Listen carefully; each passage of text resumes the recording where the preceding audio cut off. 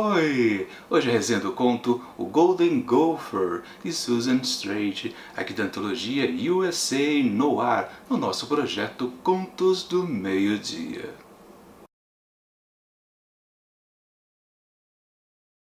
Mas eu era uma idiota errante desde os 16 anos e havia andado 35 quilômetros em uma noite com Grady Jackson, que era apaixonado por minha melhor amiga, Glorette. Tenho pensado naquela noite, porque alguém havia deixado um recado confuso na secretária eletrônica de casa por volta da meia-noite, alguma coisa sobre Glorette. A voz era parecida com a de meu irmão, Lafayette, mas quando ouvi a mensagem de novo naquela manhã, tudo que consegui identificar foi o nome dela. Esse é o comecinho aqui de O Golden Gopher, de Susan Strait, que conta a história desta narradora aqui, protagonista, que se declara se chamar FX Antoine. Sim, o nome é meio esquisito. Ela não diz o próprio nome para muita gente.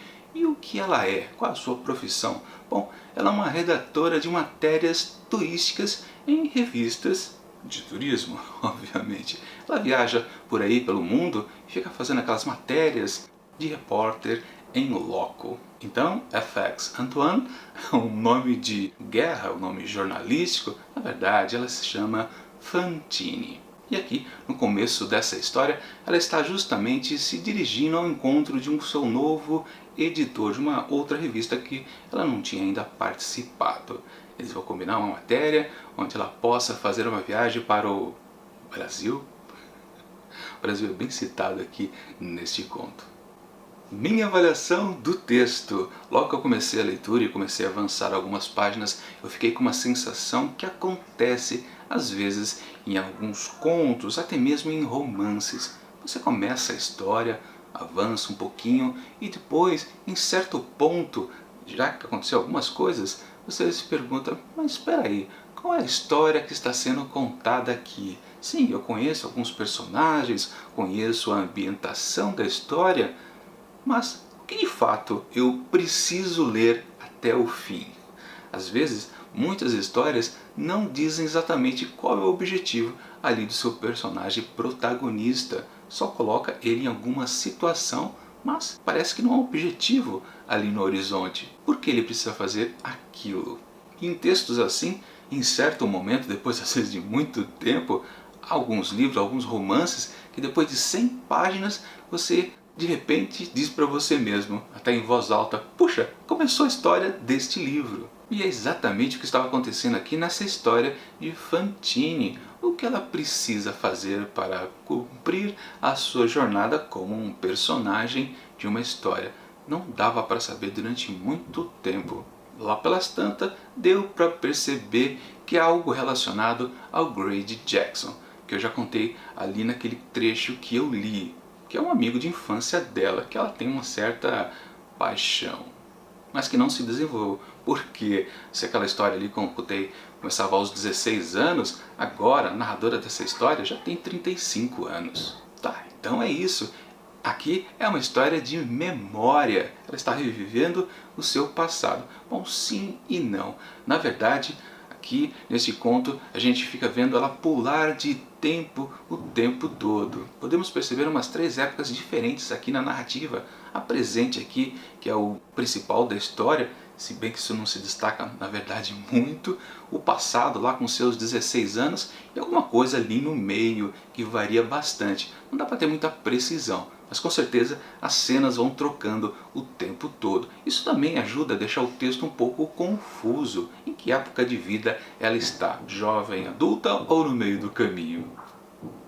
Mas o que mais me estranha aqui nesse conto da Strait é que a protagonista, a Fantine, ou FX Antoine, ela não protagoniza a sua própria história. Ela realmente não vive uma ação para chamar dela. Na verdade, o que ela faz é se lembrar das pessoas do passado, o Grady Jackson, a Glorette, que era a paixão do Grady, ou então a Hattie, a irmã deste. Mas sim, há algo interessante aqui nesse conto, a parte até um pouco da história, mas também que justifica tudo. Se fala muito no sem-teto. Um detalhe, essa história aqui se passa em Los Angeles. E lembrando, esta antologia de contos aqui, ela se trata de histórias que cada qual se passa em um lugar diferente dos Estados Unidos da América. Eu não comentei nas duas resenhas passadas, mas aqueles dois contos anteriores podiam se passar em qualquer lugar dos Estados Unidos ou em qualquer lugar do mundo, porque a cidade em si não importava muito. Pela primeira vez aqui neste conto, em Los Angeles, temos o problema do sem-teto, que é algo muito constante por lá. Inclusive, se você fizer uma pesquisa agora, você pode perceber que os sem-tetos estão voltando a aumentar nos últimos anos lá em LA. Na verdade, é um grande problema social. E esse conto aqui provavelmente foi escrito lá no começo dos anos 2000. Lembrando que isso aqui é uma coletânea de textos já publicados anteriormente, não são todos novos não, recentes a esta publicação deste livro. Então é uma coisa que existia há quase 15 anos atrás e permanece, inclusive, já voltando a números preocupantes. Mas enfim, esses personagens aí, o Grady, a Rhett, a Glorette, todos eles são sem tetos. A Fantine nem tanto, ela tem uma certa família, mas ela tem uma proximidade com essas pessoas. Então, todo esse povo que não tem onde morar, os sem tetos, né, também é descrito como povo errante o tempo todo. A Fantine cita que ela precisa andar. Aliás, é por causa disso que ela se tornou uma especialista em viagens. Ela cresceu no meio desse povo que era errante, andante por aí, e acabou virando uma profissão, uma maneira de viver bem, né?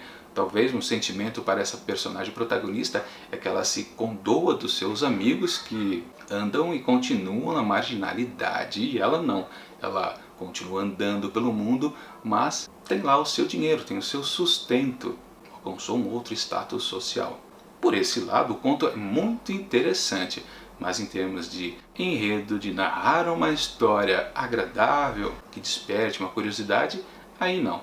Porque o tempo todo há uma confusão nessas variações em que época se passa a história e também a falta de foco no que ele quer dizer. Ele não, ela, a Susan Strait.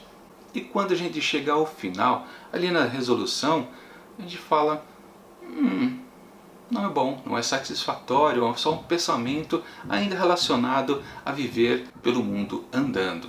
Aliás, um pequeno spoiler, a Fantine passa o conto inteiro procurando o Grady Jackson, que está meio sumido.